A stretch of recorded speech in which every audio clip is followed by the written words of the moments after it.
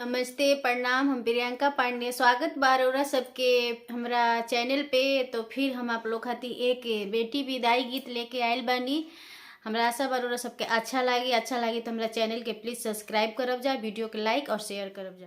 तेजा दिहलो नाई हरावा हो बेटी, तेजा दिहलो घरावा दुआर हो बेटी,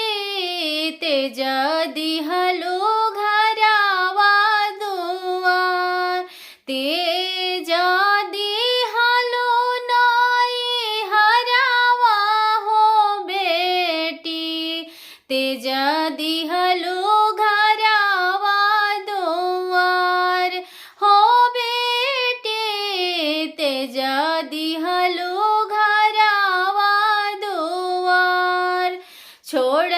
दिहलो सखियन के संगवा हो बेटी, चललो सुंदर बर के साथ हो बेटी, चललो सुंदर बर के साथ, अपना ससुर जी के पापा समझिहा, राखी दीहा कुलवा हमार हो बेटी, राखी दीहा कुलवा हमार, अपना भसुर जी के भैया समझिहा, राखी दीहा कुलवा हमार हो बेटी, राखी दीहा कुलवा हमार, अपना सासू जी के आमा समझिहा, राखी दीहा कुलवा हमार, अपना गोतिनी जी के दीदिया समझिहा, राखी दीहा कुलवा हमार हो बेटी, राखी दीहा कुलवा हमार, अपना देवरा जी के बबुआ समझिहा,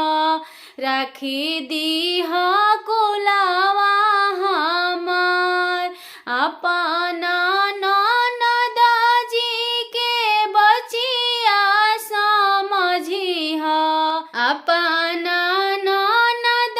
जी के बहिनी समझिहा, राखी दीहा कुलवा हमार हो बेटी, राखी दीहा कुलवा हमार, सबसे तो छोटी बनी रही हो बेटी, राखी दीहा कुलवा हमार, तेजा दिहलो नाई हरावा हो बेटी, तेजा दिहलो घरावा दुआर, छोड़ दिहलो सखियन के संगवा हो बेटी, चललो सुंदर बर के साथ हो बेटी, चललो